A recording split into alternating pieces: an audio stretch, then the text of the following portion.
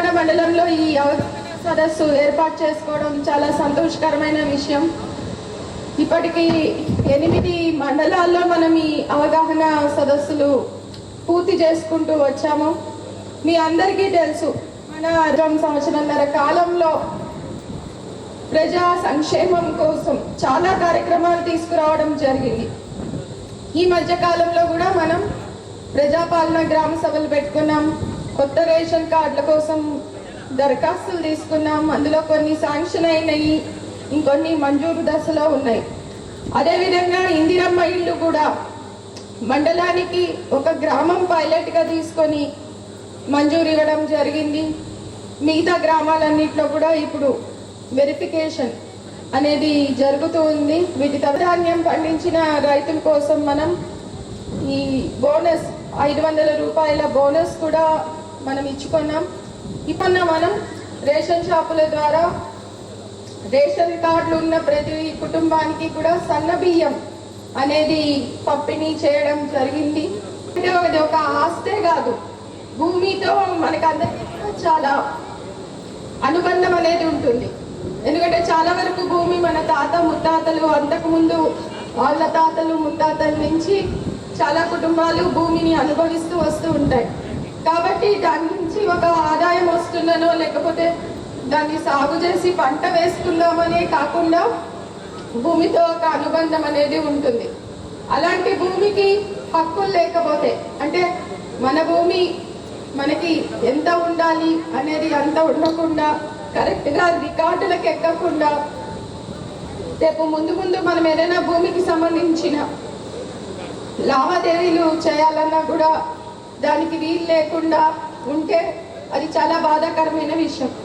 ఇప్పుడు మీలో చాలా మంది ప్రతి సోమవారాన్ని తీసుకురావడం జరిగింది. చట్టం ఒక్కటే కాదు, ఆ చట్టం ఎలా అమలు చేయాలి అని చెప్పే రూల్స్ కూడా తీసుకురావడం జరిగింది. మనం కనుక మన చరిత్ర చూస్తే ROR ఎక్సర్సైజ్ చాలా సార్లు జరిగింది. ఈ రికార్డ్ ఆఫ్ రైట్స్, భూ హక్కుల రికార్డు ప్రిపేర్ చేయడం అనేది 1948 ఖాస్రా బహానీ తయారీ కంటే ముందు జరిగినప్పటి నుంచి మనకి ఎక్కువ తెలిసింది. 1971లో చట్టం చేశారు. ఆ చట్టం కింద రూల్స్ చేయడానికి 18 ఏళ్ళు పట్టింది.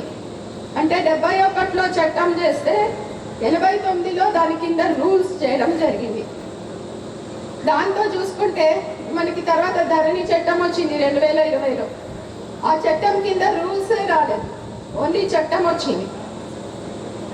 అది కూడా చూసుకుంటే ఇప్పుడు భూభారతి చట్టం, మనకి చట్టం వచ్చిన 3 నెలల్లో, చట్టం జనవరిలో వస్తే మనకి 3 నెలల్లో ఆ చట్టాన్ని ఎలా అమలు చేయాలి, ఎవరెవరికి ఏం అధికారాలు ఇవ్వాలి, ఇవన్నీ కూడా చెప్పే రూల్స్ మనకి 3 నెలల్లో తయారయ్యాయి.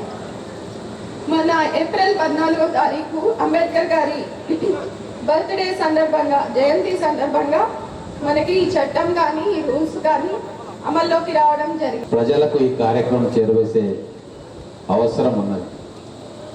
ఇన్ని సంవత్సరాలుగా నా దగ్గరికి కానీ, గౌరవ కలెక్టర్ గారి దగ్గరికి కానీ, MRO దగ్గరికి, RDO దగ్గరికి భూముల విషయంలో అనేక పంచాయతీలతోటి ఆఫీసుల చుట్టూ కాళ్ళు అరిగేలాగా ఈ 2 సంవత్సరాలు మనం తిరిగి చూస్తూ ఉన్నాం. కానీ పరిష్కారం వాళ్ళ చేతిలో లేకుండే. అవన్నీ కూడా కంప్యూటర్లో తప్పు ఎంట్రీ అయిపోయి ఆ ఎంట్రీని బయట తీసేయాలి అంటే ఆ కంప్యూటర్లో, ఆ సాఫ్ట్వేర్లో ఆ సౌకర్యం లేకుండే. అటువంటి అనేక తప్పులను సవరించే కార్యక్రమం చాలా కూలంకషంగా అధికారులతోటి, లాయర్లతోటి, న్యాయవాదులతోటి, ఎక్స్పర్ట్స్ తోటి అనేక నెలలు సంప్రదింపులు జరిపి అందరి సూచనలు సలహాలు తీసుకొని ఇప్పుడు ఈ భూభారతి చట్టం అసెంబ్లీలో పాస్ చేసుకున్నాం. కష్టమైన పని. గతంలో ఉన్న వ్యవస్థ మొత్తం కూడా నాశనం అయిపోయి ఒక కొత్త వ్యవస్థను తీసుకొచ్చింది. దాంట్లో 1-2 మంచి అంశాలు ఉంటే ఉండొచ్చు, కానీ చాలా వరకు అది ప్రజలను ఇబ్బంది పెట్టేది. ప్రజలు ఇబ్బంది అయినాక దాన్ని సవరించే కార్యక్రమం అధికారులకు లేకుండా దాన్ని కేవలం కోర్టుల ద్వారా పరిష్కరించుకోవాలనేది ఒక ముఖ్య అంశంతో ధరణి చట్టం వచ్చింది.